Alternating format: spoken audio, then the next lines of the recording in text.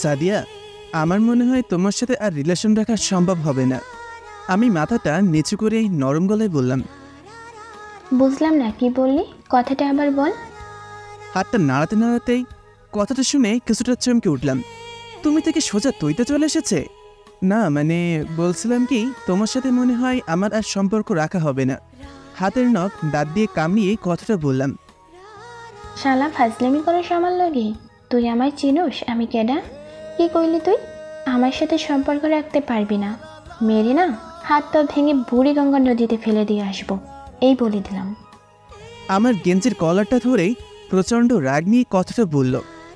আমি তো ভয়ে খাড়াইয়ে মুইতা দেওয়ার মতন অবস্থায়। শালা, জীবনে কার সাথে প্রেম করলাম আল্লাহ জানি। একে তো পুরান ঢাকার মাইয়া, এমনিতেই কিছুটা গুন্ডি টাইপের হয়, তার উপর সে আবার বড় লোকের মাইয়া। এর সাথে যদি ব্রেকআপ করি তাহলে তো আমি মনে হয় শেষ হয়ে যাব। কোনো মতে উল্টোপাল্টা বোঝায় কলারটা ছেড়ে দিল। গলাটা প্রায় ব্যথা হয়ে গিয়েছে।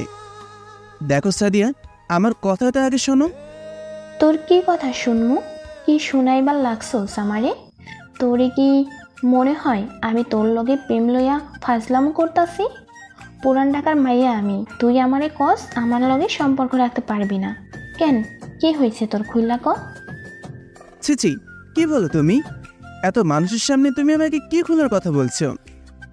ওই, বেশি বুঝোস কেন লাইগা? তোরে কইছি যা কইবি খুইলা ক, মানে বিস্তারিত বল। ও আচ্ছা, আমি আবার মনে করলাম কি না কি বলছো। বলছি, তুমি একটু ভালোভাবে কথা বলো। অমন ঢাকাইয়া ভাষায় কথা বলছো কেন? আবে হালা শোন, আমার রাগ উঠলে মাথা ঠিক থাকে না, বুঝোস না? সুতরাং বেশি রাগ উঠাইস না, যা কইবি ক। দেখো, বাসা থেকে মা বাবা বিয়ে করার জন্য প্রচুর চাপ দিচ্ছে। কস কি? তুই কি মাইয়া নাকি যে তোকে বিয়ার জন্য চাপ দিতেছে? চাপ দিলে তো আমগো দিব। আচ্ছা বাদ দে তো, তুই কস নাই যে তোর একটা গার্লফ্রেন্ড আছে? তুমি তো জানোই আমার বাবা খুব রাগী মানুষ। তার সামনে আমার প্রেমের কথা বলার সাহস নেই। আর সব থেকে বড় কথা হলো, বাবা বলেছে ঢাকার মেয়ের সাথে আমার বিয়ে দিবে না।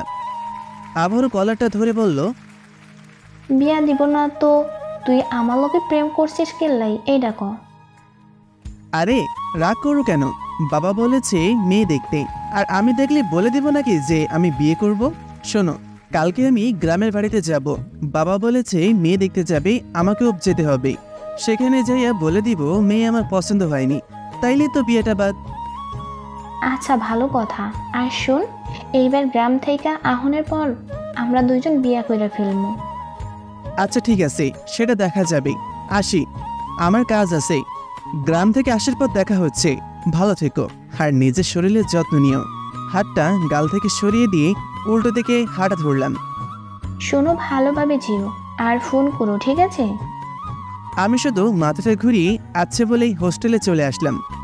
আচ্ছা আসুন, পরিচয় দেওয়া যাক। আমি সিয়াম, জগন্নাথ বিশ্ববিদ্যালয়ে 2য় বর্ষে পড়ালেখা করছি। আর যার সাথে কথা হচ্ছিল সে আমার গার্লফ্রেন্ড সাদিয়া। আমরা দুজন ক্লাসমেট। কিভাবে পরিচয় হয়েছিল সেটা না জানলেও চলবে, হয়তো হয়তো পরে জানতে পারবেন। আসলে ওকে গার্লফ্রেন্ড বললে ভুল হবে, পুরাই প্যারা। প্রেম করে কিনা জানি না, তবে সবসময় ওর শরীরের অঙ্গিভঙ্গি আমার পছন্দ হয় না, যার ফলে ওর থেকে দূরে থাকার চেষ্টা করি। হুট করে ব্রেকআপ করতে পারছি না। দেখলিনি তো কেমন ডেঞ্জারাস মেয়ে। তবে বিয়ের বিষয়টা সত্য, বাবা মা বিয়ে করার জন্য চাপ দিচ্ছে, কিছুতেই মানছে না। বলেছিলাম পড়াটা শেষ করে না হয় বিয়েটা করে নিব, কিন্তু তা হচ্ছে না। তাই কালকেই বাড়িতে যাবার পর মেয়ে দেখতে যাব। আবার অন্য দিক দিয়ে ভাবলেও সাদিয়ার হাত থেকেও বাঁচা যেতে পারে বিয়েটা করলে। মেয়েটা আমার সমবয়সী, বাবা কখনই মেনে নিবে না, তার উপর ঢাকার মেয়ে। বাবা তো সহ্যই করতে পারে না। সাদিয়াকে আমি বন্ধু হিসেবে নিতাম প্রথম দিক, কিন্তু সে হয়তো আমাকে একটু বেশিই ভাবতো, অনেকটা কেয়ারও করতো, যার ফলেই ওর সাথে রিলেশন হয়ে যায়। তবুও নিজেকে ওর থেকে যথেষ্ট দূরে রাখি। সাদিয়াও বোঝে, কিন্তু কিছু বলে না। মাঝে মাঝে ওর ভাবভঙ্গিতে মনে হয় ও হয়তো আমার সাথে মজা করছে। হুট করেই একদিন বলে দিবে আমি তোর সাথে মজা করছিলাম। সে যাই হোক, অনেক হলো। হোস্টেলে এসেই নিজের জামা কাপড় গুছিয়ে প্যাক করে নিলাম। প্রায় 6 মাস পর গ্রামে যাব। আসলেই প্রথম বর্ষের ফাইনাল পরীক্ষা ছিল, তাই বাড়িতে যাওয়া হতো না। সকালে ঘুম থেকে উঠেই ফ্রেশ হয়ে রেডি হয়ে হালকা নাস্তা করে বের হয়ে পড়লাম। বাস স্ট্যান্ডে এসে দাঁড়িয়ে আছি। আগের বাসটা 10 মিনিট আগে ছেড়ে চলে গিয়েছে, আবার নতুন বাস ছাড়তেও প্রায় আরও 30 মিনিট লাগবে। কি আর করার, বাসে উঠে বসে আছি। এমন সময় সাদিয়ার ফোন। হ্যালো, কোথায় তুমি? আমি তো বাসে বসে আছি। ও, বাস কি ছেড়েছে? না, আরও 10 মিনিট পর ছাড়বে বলছে। ও আচ্ছা, হুম। ভালোভাবে দেখে শুনে যেও। আর শোনো, তাড়াতাড়ি ফিরে এসো।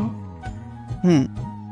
আর শোন, যদি শুনি যে বিয়া করে ফেলছস, তাহলে কি করবো তুই ভাবতেও পারিস না, বুঝছস? হুম। আচ্ছা রাখলাম, পৌঁছে ফোন দিবা কিন্তু। বলেই ফোনটা কেটে দিল। সকাল সকাল ফোন করে থ্রেট দিল। আমি তো বুকের বাঁ পাশে হাত দিয়ে সেটার সাথে হেলান দিয়ে পড়ে গেলাম। মনে হয় যেন হার্ট অ্যাটাক হয়েছে। ভাই ভাই, কি হয়েছে আপনার? মরে গেছেন নাকি কিছুক্ষণ পরে মরবেন? অমন করে পড়লেন কেন? পাশের সিটের লোকটার কথা শুনে যেন সত্যি সত্যি হার্ট অ্যাটাক হওয়ার অবস্থা। কি বলে, মরে গিয়েছি নাকি কিছুক্ষণ পর মরব? পাগল নাকি লোকটা? না ভাই, কিছু হয় নাই, এমনি একটু হেলান দিয়েছিলাম। ও আচ্ছা। হুম। বাসটা ছেড়ে দিয়েছে। জানালা দিয়ে একভাবে বাইরে তাকিয়ে দেখছি এই ব্যস্ত শহরটাকে। বাসটা পৌঁছাতে প্রায় 6 ঘন্টা লাগবে যদি রাস্তায় জ্যাম না থাকে। আর যদি জ্যাম না থাকে তাহলে আগেই পৌঁছে যাব। তাই চোখ বন্ধ করে ঘুমানোর চেষ্টা করলাম। বাড়িতে পৌঁছাতে প্রায় বিকেল হয়ে গেল। ঘড়ির কাঁটায় 3টার আশেপাশে বাজে। মা তো আমাকে দেখে বেজায় খুশি। তুই পচা, বাড়িতেই আসতে চাস না? কি করব বলো, পরীক্ষা ছিল যে, সেজন্য আসা হয়নি। আচ্ছা বাদ দে, এবার এসেছিস যখন 10 দিনের আগে যেতে পারবি না। তোকে তো বিয়ে করিয়ে তবেই পাঠাবো। কি শুরু করলে বলো তো মা? আসতে পারলাম না আর বিয়ের কথা শুরু করে দিলে। আমিও তো কিছু বুঝি না। তুই বাড়িতে থাকিস না, তোর বাবাও সারাদিন বাজারে থাকে, আমাকে একা একা বাড়িতে থাকতে হয়। তাই এখন বিয়ে করে সোজা বৌমাকে নিয়ে আসবো, কথা তো বলা যাবে। দূর, আমি ওসব বিয়ে এখন করতে পারবো না। আগে পড়াটা শেষ করে নিই, তারপর না হয় বিয়ে করব। তাছাড়া বিয়ে করে বউকে খাওয়াবো কি? কেন, বউ কি রাক্ষস? তাছাড়া আমাদের কম আছে নাকি? ধুর, ভালো লাগে না সব সময় বিয়ে বিয়ে। চুপ, আর একটা কথাও বলবি না, যা ফ্রেশ হয়ে আয়।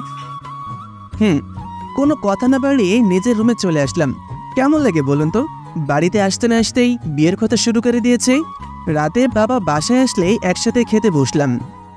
সিয়াম শোন, আসছিস যখন এবার তোকে বিয়ে না দিয়ে যেতে দিচ্ছি না।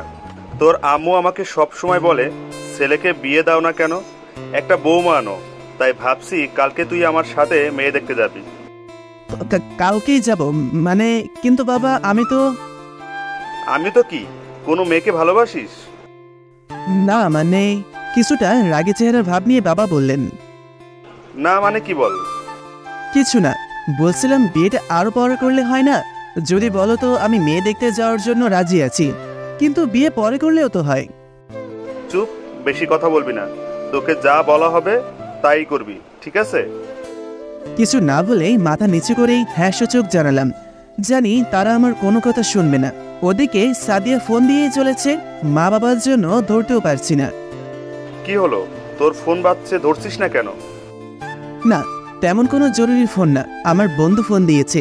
খাওয়া শেষ করে ফোন দিয়ে দিব আমি। ও আচ্ছা। তাড়াতাড়ি খাওয়া শেষ করে নিজের রুমে চলে আসলাম। ওই, ফোন ধরতে এতক্ষণ লাগে, কখন থেকে ফোন দিতেছি? আরে বাবা ছিল যে সাথে, তাছাড়া আমি তখন খাচ্ছিলাম। ও, তা কেমন আছে তোমার বাসার সবাই? ভালো আছি। কি করো? কি করব, বসে আছি। আগে বলো, পৌঁছে আমাকে ফোন দাওনি কেন? অনেক ক্লান্ত লাগছিল, ঘুমিয়ে গিয়েছিলাম কিছুক্ষণ। ও আচ্ছা, রাখলাম, আম্মু আসছি।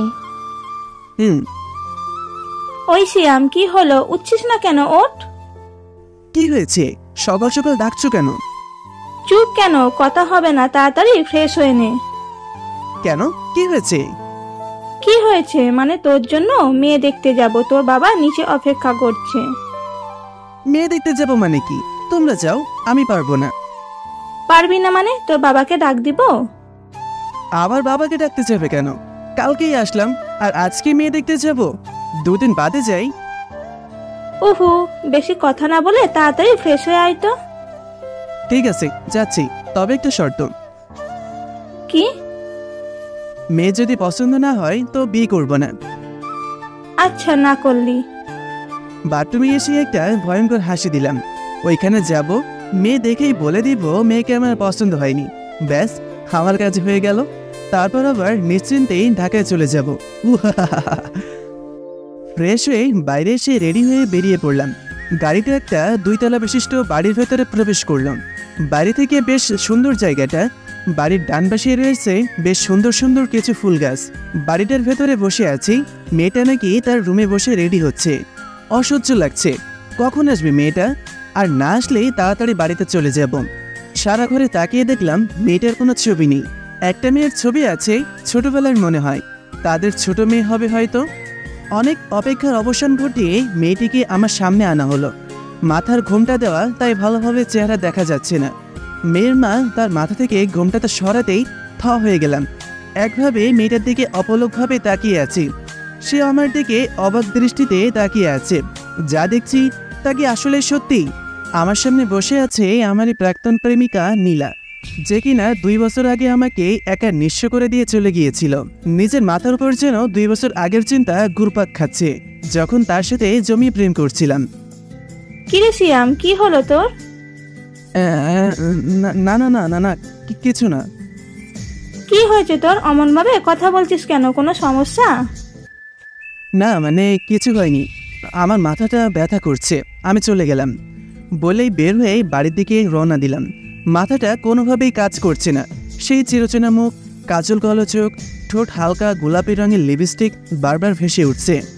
কোনোভাবে বাড়িতে এসে নিজের রুমে শুয়ে পড়লাম। মা বাবাও আসলেন কিছুক্ষণ বাদে। সিয়াম, কি হলো তোর? ওভাবে চলে আসলি কেন? এমনি ভালো লাগছিল না। আর কি? আমি এই বিয়েটা করতে পারবো না।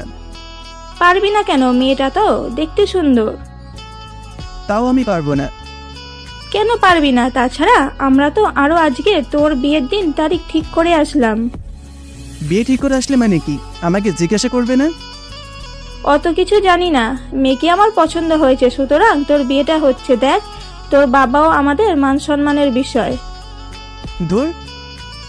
আচ্ছা বাদ দে, ভালো না লাগলে ঘুমিয়ে পড়। বলেই মার রুম থেকে বের হয়ে গেল। কিছুই বুঝতে পারছি না, যে নীলা 2 বছর আগে আমাকে রেখে চলে গিয়েছিল, সে কিভাবে আমার সাথে বিয়ে করার জন্য রাজি হতে পারে? নাকি এটাও তার অন্য কোনো ছলনা? না, আমি এই বিয়ে কখনোই করতে পারবো না। যেভাবেই হোক আমি এই বিয়েটা করতে পারবো না। পরের দিন সকালে নিজের ব্যাগ গোছাচ্ছি, মা আসলো রুমে। কিরে সিয়াম, ব্যাগ গোছাচ্ছিস কেন? মা, আমাকে আজকেই ঢাকা যেতে হবে, বিকালে খুব জরুরি একটা পরীক্ষা আছে। মানে কি? তোর না কয়েকদিন পর বিয়ে, আর তুই আজকেই ঢাকা যাবি? সত্যিই পরীক্ষা আছে নাকি মিথ্যা বলছিস? আজব, তোমাকে কেন মিথ্যা বলতে যাব? বিয়ের জন্য চলে যাচ্ছিস না তো? আরে বাবা না, বিয়ের আগে চলে আসবো। দেখিস তোর বাবার মান সম্মানটা নষ্ট করিস না। আচ্ছা বলেই বাড়ি থেকে বের হয়ে ঢাকার উদ্দেশ্যে রওনা দিলাম। ভার্সিটির মাঠে বসে আছি। কি হয়েছে তোমার? পরশু ঢাকা থেকে গেলে আর আজকে চলে আসলে? সাদিয়া আমার পাশে বসে। না, কিছু হয়নি। কিছু না হলে তুমি চলে আসলে কেন? এমনি। মানে কি? কোনো কারণ ছাড়া আসছো নাকি? বলো না, কি হয়েছে তোমার? পার্সোনাল ম্যাটার নাকি? আমাকে বলা যায় না? আসলে মা বাবা আমার বিয়ে ঠিক করে ফেলেছে। কি বলছো? বাড়িতে যাবার সাথে বিয়ে ঠিক করে ফেলেছে? হুম। ঠিক করেছে তো ভালো কথা, কিন্তু চলে আসলে কেন বিয়ে না করে? তাতে কি, আমার বিয়েটা হয়ে গেলে তুমি খুশি হতে? অমন করে বলছো কেন? বাড়িতে গেলে তো বিয়ে করার জন্যই, আর না করেই আসলে তাই বললাম। সাদিয়া প্লিজ, আমাকে কিছুক্ষণ একা থাকতে দাও, আমার ভালো লাগছে না। আচ্ছা বলবা তো তোমার কি হয়েছে? সেই আসার পর থেকেই দেখতেছি মুখটা বাংলা পাঁচের মতো করে বসে আছো। আচ্ছা সাদিয়া, তোমাকে কিছু কথা বলবো, মন খারাপ করবে না তো? মানে কি বলবে? কোনো খারাপ কিছু না তো? তেমন কিছু না, তবে আজ কেন জানি না তোমাকে আমার কথাগুলো বলা উচিত, না হলে নিজের কাছে কেমন যেন এক অজানা অনুভূতি কাজ করছে। কি কথা? তোমার বাড়ি থেকে তো আবার সত্যি তোমাকে বিয়ে দিয়ে দিচ্ছে, আর তুমি রাজি হয়ে যাওনি তো? আরে তেমন কিছু না, অন্য কথা। কি সবটা বলবা তো, এত পেঁচানোর কি আছে? তোমার সাথে রিলেশনে জড়ানোর আগে আমি অন্য একটা মেয়ের সাথে রিলেশনে ছিলাম। কথাটা বলেই সাদিয়ার দিকে তাকালাম। মানে কি বলছো তুমি? দেখো, আমার সাথে কিন্তু ফাজলামি করবা না। ফাজলামি করছি না, যা সত্যি সেটাই বলছি। শুধুই কি একটা মেয়ের সাথে রিলেশন ছিল, নাকি আরো মেয়ে আছে?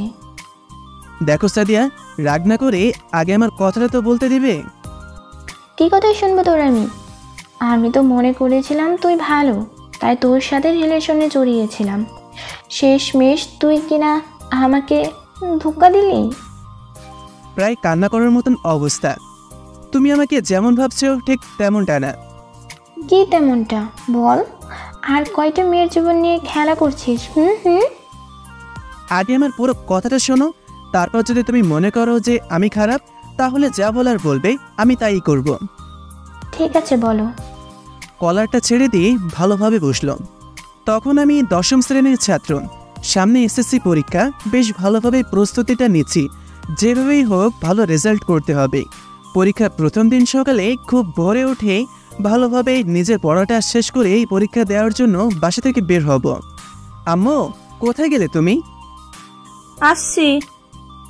তাড়াতাড়ি, আজকে প্রথম দিন, তাড়াতাড়ি যেতে হবে, সিট খুঁজতে হবে। আরে বাবা, আসছি। বলেই আমার রুমে চলে আসলো হাতে প্লেটের মধ্যে কিছু ভাত নিয়ে। আচ্ছা, তাড়াতাড়ি হা কর, রেডি হতে থাক, আর আমি খাইয়ে দিচ্ছি। রেডি হচ্ছি আর আম্মু আমাকে খাইয়ে দিচ্ছে। আচ্ছা আম্মু, আমি রেডি হলাম।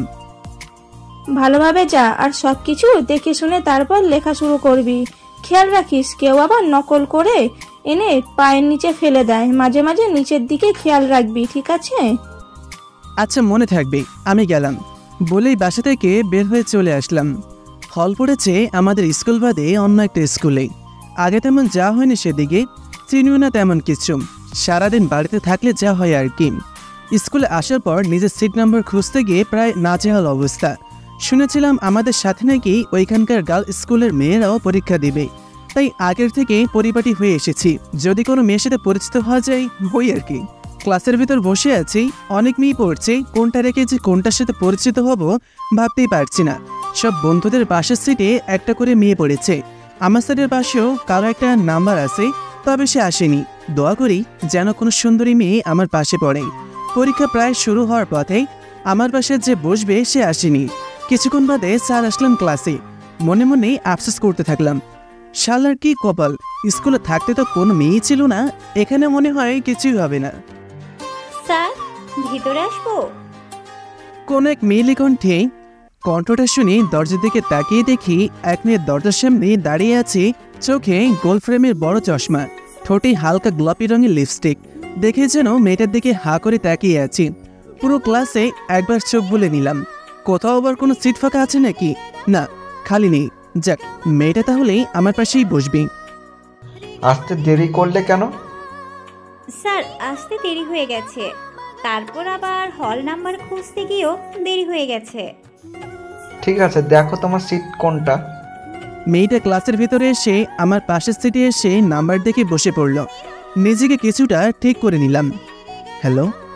মেয়েটা একবার আমার দিকে তাকিয়ে আবার খাতা নিয়ে বৃত্ত ভরাট করতে শুরু করে দিল।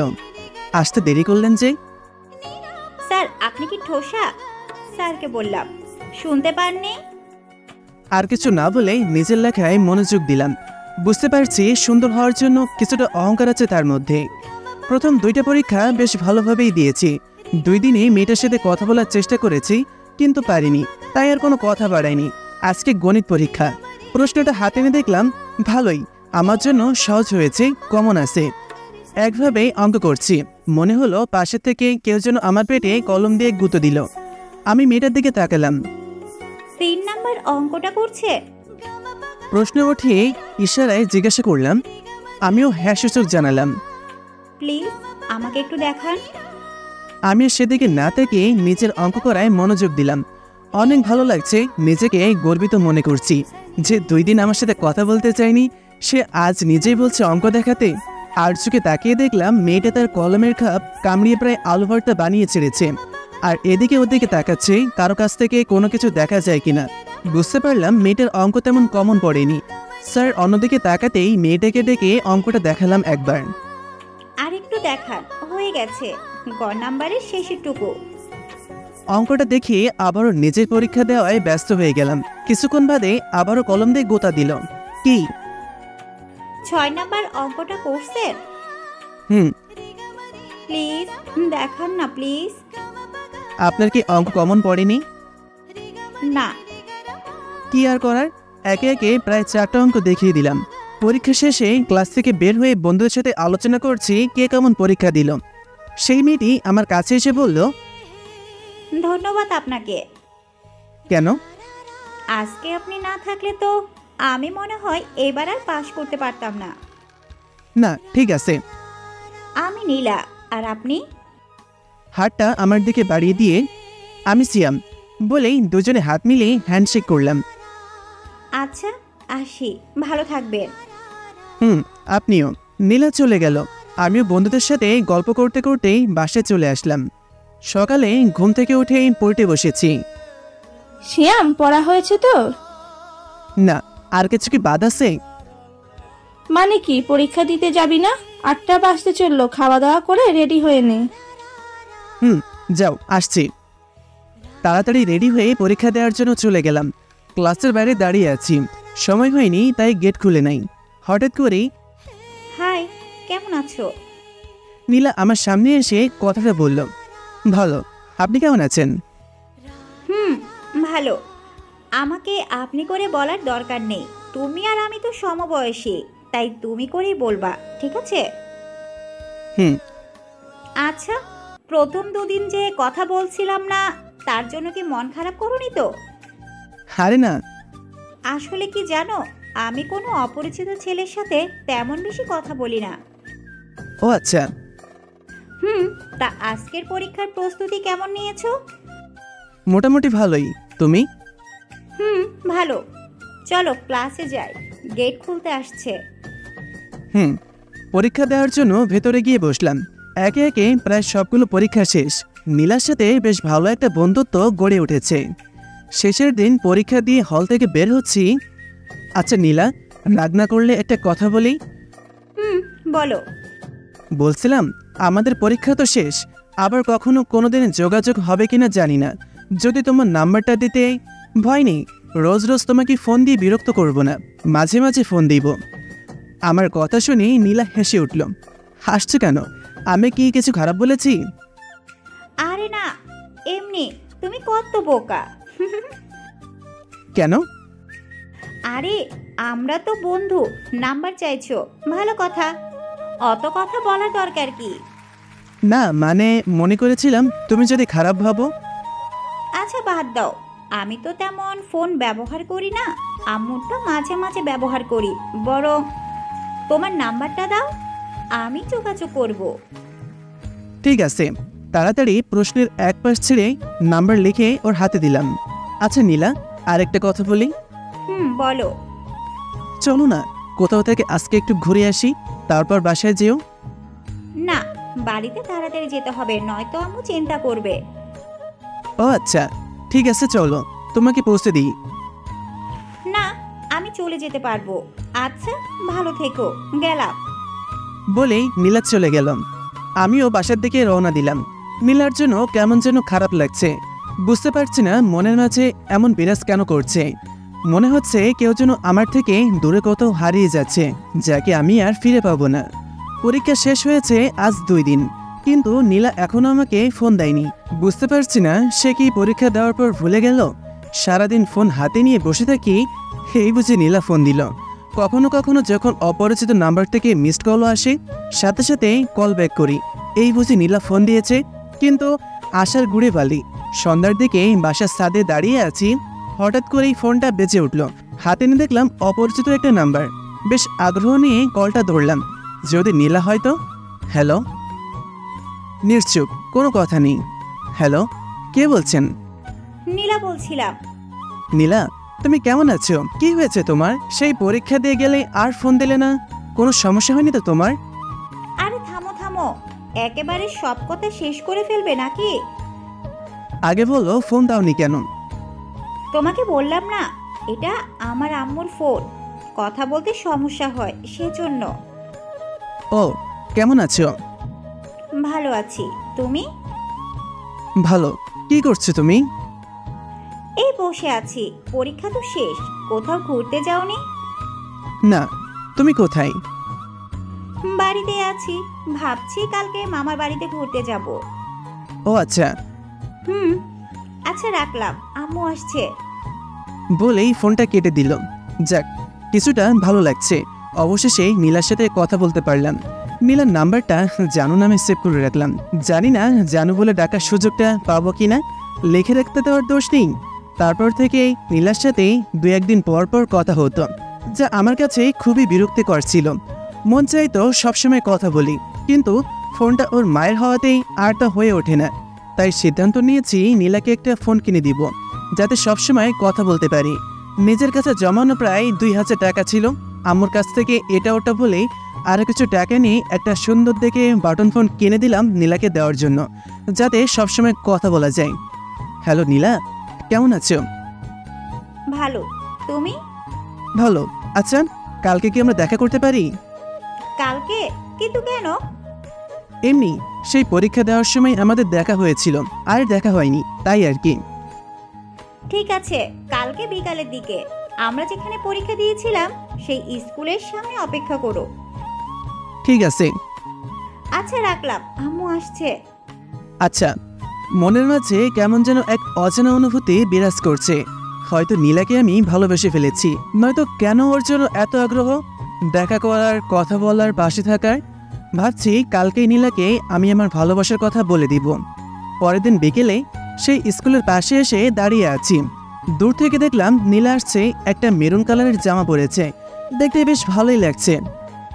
কি ব্যাপার, ওভাবে তাকিয়ে কি দেখছো? না, কিছু না, তোমাকে বেশ সুন্দর লাগছে। আচ্ছা, তাই নাকি? হুম। তা কি জন্য দেখা করতে বললে? দেখা করার জন্য কি কোনো কারণ থাকে নাকি? আছেই তো, বোঝা যাচ্ছে। তোমার হাত পেছনে রেখেছো কেন? কি আছে হাতে দেখি? দেখবে তো। তবে তোমাকে তার আগে একটা কথা বলার ছিল। বলো। আমি বেশি কথা পেঁচানো পছন্দ করি না, যা বলা সোজাসাপটা বলি। বুঝলাম, কি বলবে সেটা তো বলো। নীলা, আমার মনে হয় আমি তোমাকে ভালোবেসে ফেলেছি। তুমি কি আমাকে ভালোবাসতে পারবে? কথাটা বলেই নীলার মুখের দিকে তাকালাম। দেখলাম হাসি মুখটা কেমন যেন বিলীন হয়ে গেল। মনে হয় মন খারাপ করেছে। আমি আবার কোনো ভুল করলাম না তো? কি হলো, চুপ করে আসো যে? সিয়াম, আমি তোমাকে বন্ধু ভেবেছিলাম, আর তুমি তার এই প্রতিদান দিলে। নীলার কথা শুনেই মন খারাপ হয়ে গেল। তাহলে কি নীলা আমাকে ভালোবাসে না, শুধু বন্ধুই ভাবে? মাথাটা নিচু করে মন খারাপ করে দাঁড়িয়ে আছি। সব সময় ভালোবাসবে তো? সামনে দাঁড়িয়ে থাকা নীলাই বলল কিনা দেখার জন্য মাথাটা উঁচু করে দেখলাম। কি হলো বলো, সব সময় ভালোবাসবে তো? কথাটা শুনে যেন রবি সিমের আপন চোখটাতে জ্বলে উঠলাম। হ্যাঁ। আচ্ছা, এখন দাও, কি এনেছো আমার জন্য দেখি। পেছন থেকে নীলার জন্য আনা ফোনটা বের করে দিলাম। কি আছে এটার ভিতরে? একটা মোবাইল আছে। মোবাইল? কিন্তু কেন? যাতে সবসময় তোমার সাথে কথা বলতে পারি। দেখো না, তোমার মায়ের ফোন নিয়ে কথা বলতে সমস্যা হয়। ওলে বাবালে, আচ্ছা ঠিক আছে, দাও। চলো একটু পাশাপাশি চলি। চলো। নীলার সাথে কিছুক্ষণ ঘোরাঘুরি করার পর ও ওর বাসায় চলে গেল। আমি আমার বাসায় চলে আসলাম। তারপর থেকেই রোজ ফোনে কথা হতো, তবে বেশি বলতে পারতাম না। কিছুক্ষণ কথা বলার পরে বলতো আম্মু চলে আসছে। নীলার মায়ের উপর বেশ রাগ হতো, সবসময় আমাদের কথা বলার মধ্যে চলে আসবে। দেখতে দেখতে কেটে গেল 1.5 বছর। ভাগ্যচক্রে দুইজন একই কলেজে ভর্তি হয়ে গিয়েছিলাম। প্রথম ইয়ার ফাইনালে নীলার রেজাল্টটা খারাপ হয়েছিল, যার জন্য নীলা আমাকে কিছুদিন ইগনোর করে চলছে। ভাবলাম রেজাল্ট খারাপ করেছে, তাই আমিও কিছু বলিনি। কিন্তু বর্তমানে নীলা একটু বেশি ইগনোর করছে বোধ হয় আমাকে। ফোন দিলে ধরতে চায় না, মেসেজেরও রিপ্লাই দেয় না, কলেজেও ঠিক মতন আসে না। সিদ্ধান্ত নিলাম নীলা কালকে কলেজে আসলে জিজ্ঞাসা করব। পরের দিন কলেজেই সকালে নীলাকে অনেকবার ফোন দেওয়ার পর ধরেছিল, তাই ওকে কলেজে আসতে বলেছিলাম। দুজনেই ক্যাম্পাসে বসে আছি। নীলার দিকে তাকিয়ে দেখলাম সে শুধু এদিকে সেদিকে তাকাচ্ছে। বুঝতে পারছি বিরক্তি বোধ করছে। নীলা, আমাকে একটা কথা বলবে? কি? তুমি ইদানিং দেখছি আমার সাথে তেমন কথা বলতে চাও না, ইগনোর করছো। কি হয়েছে তোমার? কোথায় ইগনোর করছি? তাহলে অন্যদিকে তাকিয়ে আছো কেন? আর এদিকে ওদিকে কি দেখছো? না, কিছু না, ভালো লাগছে না তাই। আচ্ছা, আমি গেলাম, ক্লাস শুরু হয়ে যাবে। আগে আমার প্রশ্নটার উত্তর দাও। হাত ছাড়ো। কেন? কি হয়েছে? তোমাকে হাত ছাড়তে বলেছি না? ছাড়ো। আমিও ছেড়ে দিলাম। তুমি জানতে চাও না কেন ইগনোর করি? কারণ তোমাকে আমি আর ভালোবাসি না। কথাটা শোনার জন্য আমি প্রস্তুত ছিলাম না। মানে? মানে আবার কি? শুনতে পাওনি? তুমি আমার সাথে ফাজলামি করছো না তো? তোমার কি মনে হয় আমি তোমার সাথে ফাজলামি করছি? নীলার দিকে করুণ দৃষ্টিতে তাকিয়ে। কিন্তু আমি কি করছি সেটা তো বলবা। তুমি কিছুই করনি, যা করার সব আমি করেছি। মানে? মানে তোমার সাথে আমার রিলেশনে জড়ানোটাই ভুল ছিল। তুমি আস্ত একটা প্যারা। কি হয়েছে নীলা? হ্যাঁ, ঠিকই বলছি। সব সময় ফোন দিয়ে ডিস্টার্ব করবা। যদি জানতাম তাহলে তোমার সাথে রিলেশনে জড়াতাম না। তোমাকে ফোন দিয়ে খোঁজ নেই কারণ তোমাকে যে আমি বড্ড বেশি ভালোবাসি নীলা। এটা ভালোবাসা না, আবেগ। আবেগের বসে কথাগুলো বলছো। আমিও এতদিন সেই আবেগে বন্দি ছিলাম। এখন বুঝতে পারছি, সুতরাং আমি আর তোমার সাথে রিলেশন রাখতে পারবো না। নীলা, তুমি আমার সাথে এটা করতে পারো না।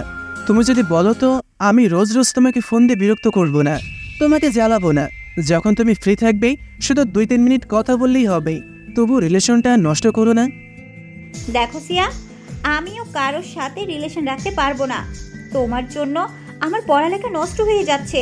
সব থেকে ভালো হয় তুমি আমাকে ভুলে যাও আর 2 দিন বাড়িতে আরাম করো, দেখবে সব ঠিক হয়ে গেছে। হাতটা ছাড়িয়ে নিয়ে বেশ শান্তভাবে কথাটা বলেই নীলা চলে গেল। ক্যাম্পাসেই বসে রইলাম আমি। নীলাটা কিভাবে পারলো? বেশ শান্তভাবেই আমার সাথে ব্রেকআপ করে দিল। জোরে হাউমাউ করে কাঁদতে ইচ্ছে করছে, কিন্তু পারছি না। আশেপাশে অনেক মানুষ রয়েছে। চুপটি করে বাসায় চলে আসলাম। তারপর থেকে সারাক্ষণ নিজেকে রুমের মধ্যে আবদ্ধ করে রাখতাম। নীলার ফোন বন্ধ থাকে সবসময়। কলেজে চলে গেলেও কথা বলতে চায় না, তাই আর যায় না। ওর সাথে দেখা হওয়ার পর কথা না বললে যে কষ্ট পাবো, তার থেকে দেখা না হলে কষ্ট কিছুটা কম পাবো, সেটা ভেবেই বাড়িতে বসে থাকি।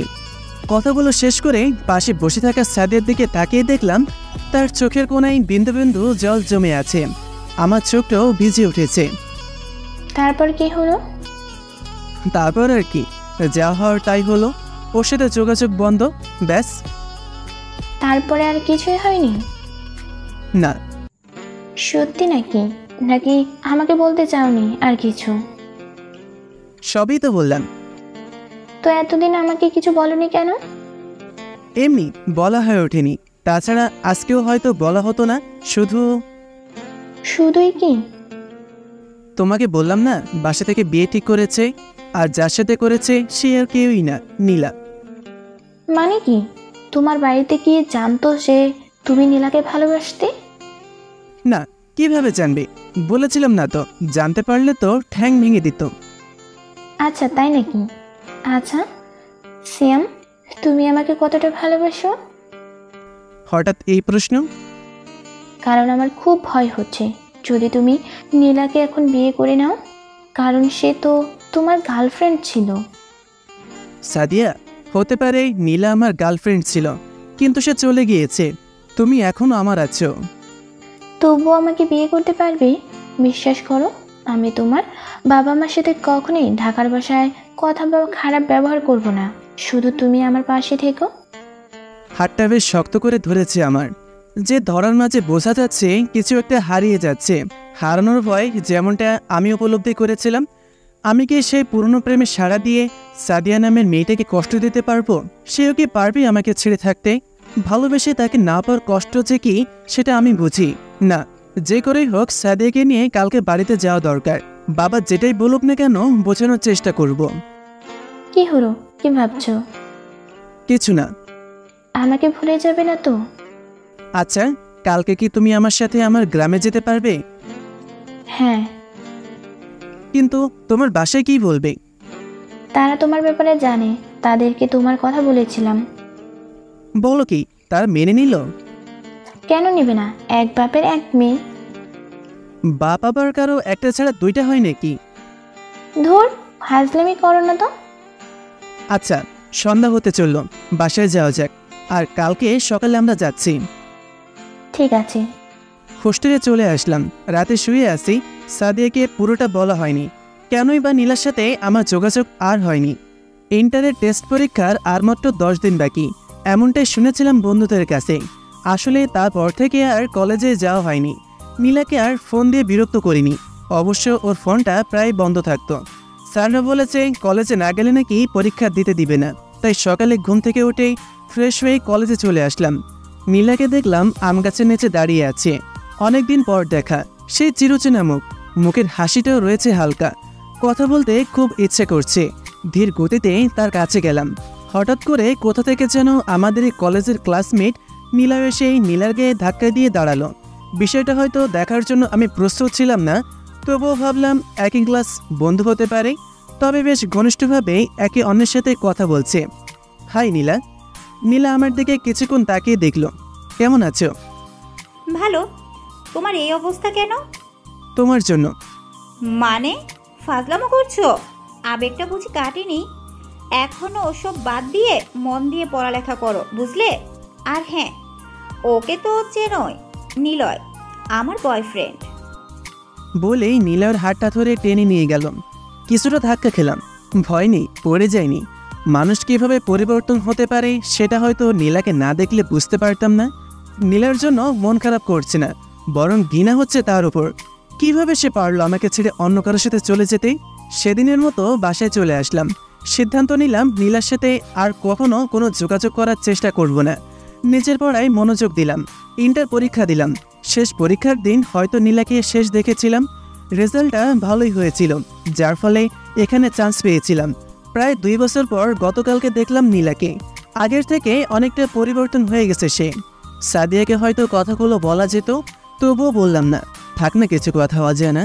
নীলাকে না হয় একাই ঘৃণা করা যায়, অন্যকে তার কথা বলার কি দরকার আছে? সকালে ঘুম থেকে উঠে ফ্রেশ হয়ে সাদিয়াকে ফোন দিলাম। হ্যালো সাদিয়া, কোথায় তুমি?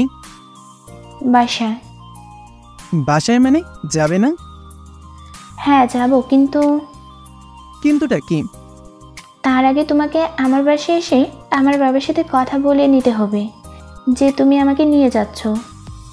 আপনি যে নাম্বারে কথা বলছেন তিনি এখন ব্যস্ত আছে, দয়া করে ফোনটা কেটে দিন। সিয়াম, ফাজলামি করো না তো, তোমাকে আসতে বলছি। কি বলছো? তোমার বাবা যদি কিছু বলে? কিচ্ছু বলবে না, তারা তো তোমার ব্যাপারে জানেই।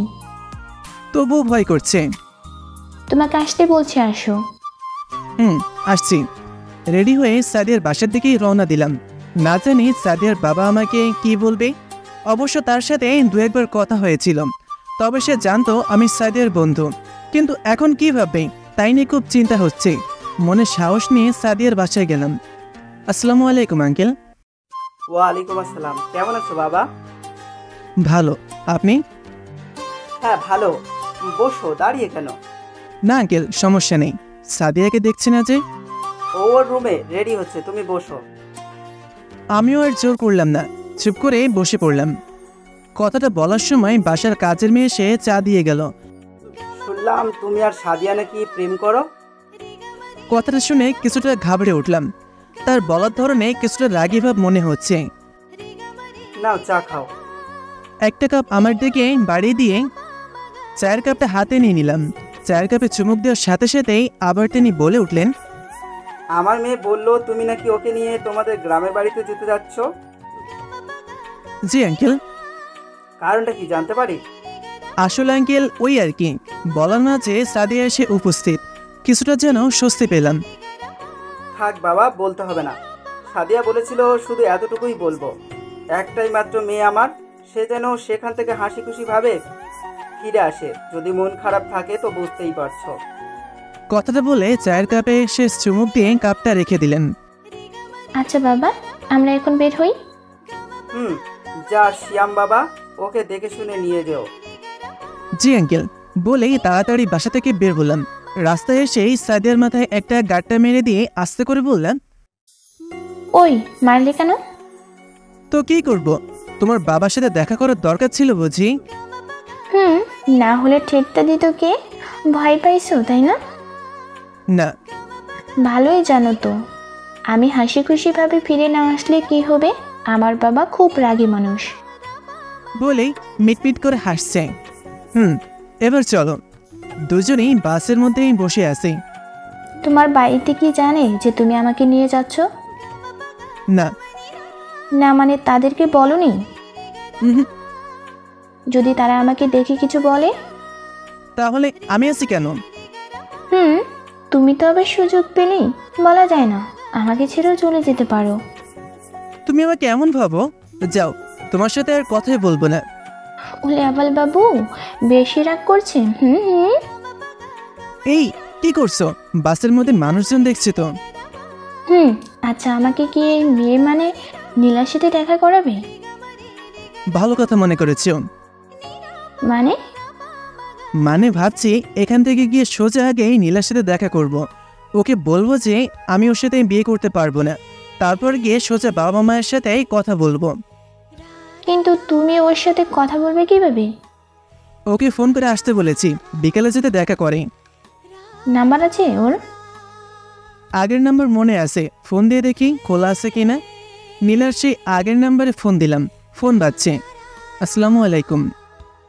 ওয়ালাইকুম আসসালাম, কে বলছেন? আমি সিয়াম বলছিলাম, আপনি কি নীলা? না, আমি নীলা ছোট বোন। সিয়াম বলতে আপনার সাথে আপুর বিয়ে ঠিক হয়েছে না? ও আচ্ছা, তোমার আপু কোথায়?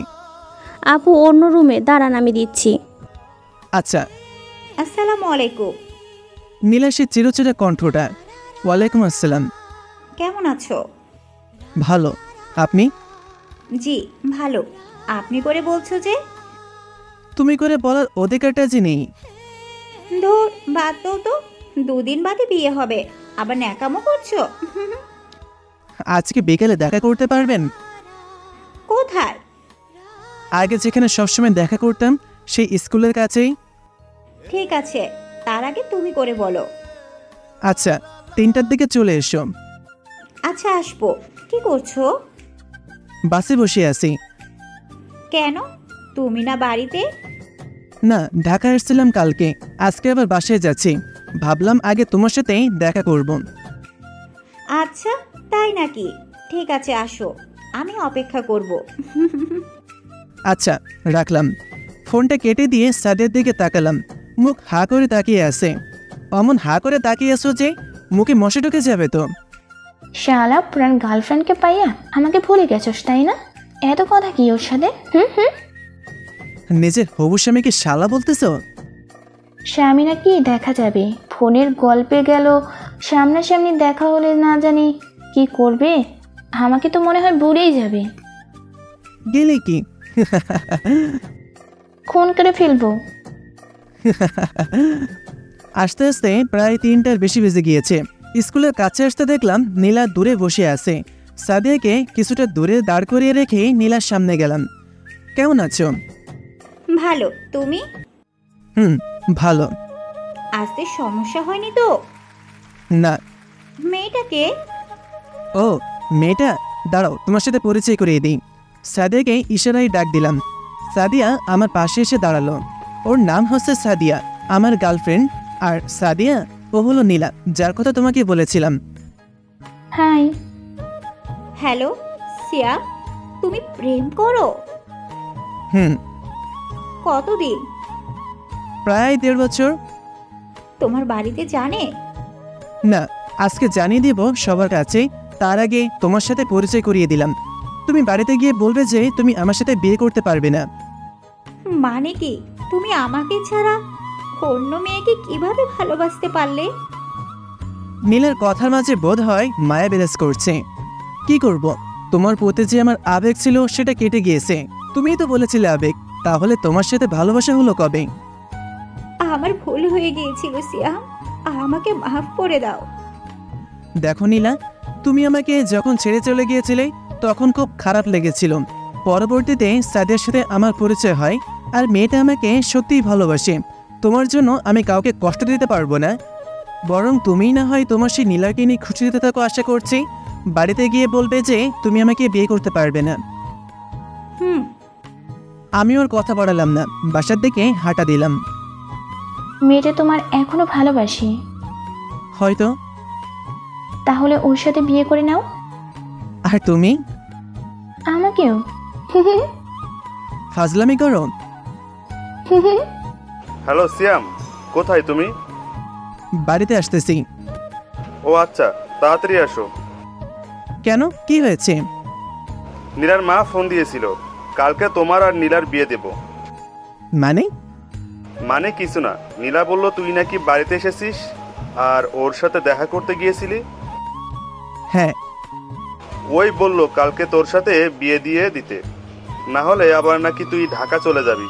আচ্ছা তাড়াতাড়ি আয়। বলেই বাবা ফোন কেটে দিল। কি বললাম? তোমার বাবা? নীলার মা নাকি ফোন দিয়েছিল, কালকে নাকি আমার সাথে বিয়ে ঠিক করেছে। মানে কি? মানে কিছুই না, দাঁড়াও নীলাকে ফোন দিচ্ছি। বলেই 2বার ফোন দেওয়ার পর ফোনটা রিসিভ করলো। নীলা, তুমি কি কাজটা ঠিক করলে? কেন? আমি আবার কি করলাম? কি করলে মানে? তুমি তোমার মাকে ফোন করে কি বলতে বলেছো? ঠিকই তো বলেছি। তোমাকে কি আমি অত সহজে ছেড়ে দিব নাকি? দেখো নীলা, তুমি হয়তো অন্যের ইমোশন নিয়ে খেলা করতে পারো, কিন্তু আমি পারি না। সাদিয়াকে আমি ভালোবাসি, আর ওকে আমি ঠকাতে পারবো না। পারবে না মানে? আমি জানি তুমি ওকে ভালোবাসো না, আমাকে দেখানোর জন্য নিয়ে এসেছো। ঠিক আছে, যা ভাবো শুধু এতটুকু মনে রেখো, তোমার সাথে যদি আমার বিয়ে হয় তো ভাবতে পারবে না কি হবে। বলেই ফোনটা কেটে দিলাম। তার মানে তুমি কালকে নীলার সাথে বিয়ে করছো? হ্যাঁ। মানে? না মানে আমি ওর সাথে বিয়ে করতে যাবো কেন? বিয়ে করতে যাবে কেন?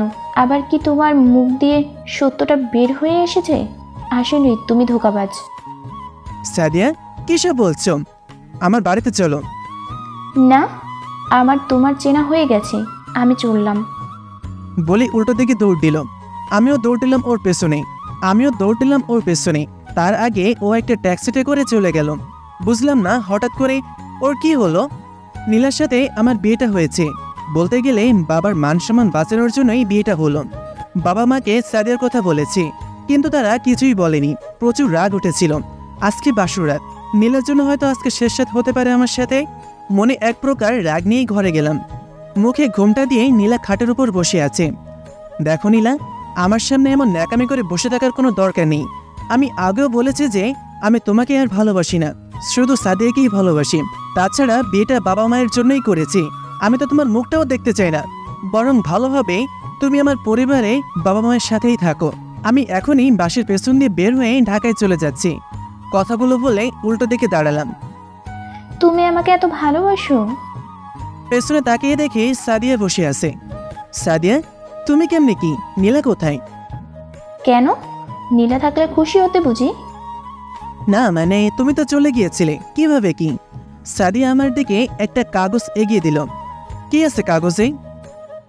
জানি না, নীলা বলেছিল এটা তোমাকে বাসরাতে দিতে। সাদিয়ার হাত থেকে কাগজটা নিয়ে দেখলাম একটা চিঠি। চিঠির লেখা পড়তে শুরু করলাম।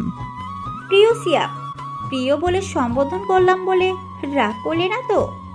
আসলে তোমাকে প্রিয় বলার অধিকারটা যে হারিয়ে ফেলেছি। অবাক হচ্ছ? যেখানে আমার থাকার কথা সেখানে সাদিয়া কিভাবে আসলো? কালকে যখন তোমরা দেখা করে চলে গেলে তার কিছুক্ষণ বাদে সাদিয়া এসেছিল, কারণ আমি সেখানেই বসেছিলাম। তখন বুঝতে পেরেছি মেয়েটা তোমাকে কতটা ভালোবাসে, আর তুমিও। ভয় নেই যে তোমার বাবা মাকে কি বলবে। আমি বুঝিয়েছিলাম তাদেরকে। তুমি হয়তো ভাবছো আমার সাথেই কেন তোমার বাবা মা দেখা করতে এসেছিল। আসলে তোমার আর আমার প্রেমের কথা তোমার বাবা মাকে বলেছিলাম, সেজন্যই তারা আমাকেই দেখা করানোর জন্য এনেছিল। তুমি হয়তো আমাকে খারাপ ভাবছো, ঘৃণা করো হয়তো আমি কিভাবে তোমাকে ছেড়ে চলে গেলাম। আমি তোমাকে কখনোই ছেড়ে যাইনি। তুমি যখন আমার সাথে রিলেশনে ছিলে, খেয়াল করে দেখতাম তুমি পড়ালেখার প্রতি কেমন উদাস হয়ে পড়েছো। তাই তোমার সাথে যোগাযোগ বন্ধ করে দিলাম। ভাবলাম হয়তো ভালোভাবে পড়বে, কিন্তু না, তুমি আমার জন্য তখনও অপেক্ষায় ছিলে। সেই জন্য তোমার সাথে ব্রেকআপ করার অভিনয় করেছিলাম। নিলয়কে তুমি হয়তো চেনো, সে কিন্তু আমার বয়ফ্রেন্ড ছিল না। আমরা একসাথে প্রাইভেট পড়তাম, সেখান থেকে পরিচয় ছিল। ওকে বলেছিলাম তোমার সামনে অভিনয় করতে, যাতে তুমি আমাকে ভুল বুঝো। আর এসব কিছুই করেছিলাম তোমার ভালোর জন্য। তোমাকে ছাড়া আমিও যে ভালো ছিলাম না, রোজ কষ্ট পেতাম, তবুও মনকে বোঝাতাম পড়ালেখা শেষ করে যদি ভালো কিছু করতে পারো তো তোমার সাথে না হয় পরে সারাটা জীবন কাটাতে পারবো। পরে যখন আর পারলাম না, তোমার বাবা মাকে জানিয়ে দিলাম আমাদের কথা, যার কারণে আমার সাথে তোমার বিয়ে ঠিক করলো। ভেবেছিলাম সব কথা তোমাকে জানিয়ে আবার আগের মতো করে আগলে রাখবো, কিন্তু তার আগে তুমি আমাকে সারপ্রাইজ দিয়ে দিলে। তাই আর বলিনি। আমি বুঝতে পারিনি তুমি হয়তো অন্য কারোর সাথে রিলেশনে জড়াতে পারো। সবশেষে একটা কথাই বলবো, সাদিয়া মেয়েটা ভালো, আমি যতদূর বুঝতে পারলাম। তাকে তুমি তোমার সবটুকু দিয়ে ভালোবাসো, না হয় ওর মধ্যেই বেঁচে থাকবো। ভেবো না যে আমি আত্মহত্যা করতে যাচ্ছি, আত্মহত্যা যে মহাপাপ। তবে বেঁচে থেকেও যেন হয়তো থাকবো না। ভালো থেকো, আমার সাথে যোগাযোগ করার চেষ্টা করো না, না হলে তোমাকে দেখে হয়তো আর নিজেকে আটকে রাখতে পারবো না। যদি কোনো ভুল করে থাকি তাহলে মাফ করে দিও। ইতি, তোমার সেই বেইমানি করা নীলা। চিঠিটা পড়ার সময় হয়তো চোখ দিয়ে অশ্রু বেয়ে পড়েছে। মেয়েটা সত্যি তোমাকে ভালোবাসতো? আমার চোখের জলটা মুছে দিয়ে বুকের ওপর হাত রাখল। আমি না হয় নীলা হয়ে থাকলাম তোমার? কান্না করছো কেন? তুমি কান্না করলে যে আমার খারাপ লাগে। হাসো, একটু হাসো। শোনো, নীলাকে যেমন ভালোবেসেছিলে আমারও বাসবে। যদি চাও তো নীলার সাথে যোগাযোগ করতে পারো, তবে কখনো দেখা করবা না, ঠিক আছে? তার থেকে নীলার কাছে চলে যাই। খুন করে ফেলবো। আইসো না, আজকে আমার সারা রাত ভরে গল্প করব। অনেক ক্লান্ত লাগছে, আজকে না কালকে ঘুমাও বলেই বিছানার এক পাশে শুয়ে পড়লাম। সাদিয়া আমার বুকের উপর মাথা দিয়ে শুয়ে পড়লাম। নীলার জন্য অনেক খারাপ লাগছে। আসলেই ভালোবাসা বড়ই অদ্ভুত, কখন যে কি হবে সেটা বলা যায় না। হয়তো ওদিকে নীলা বদ্ধ করে বসে আছে, হয়তো চোখের জল ফেলছে।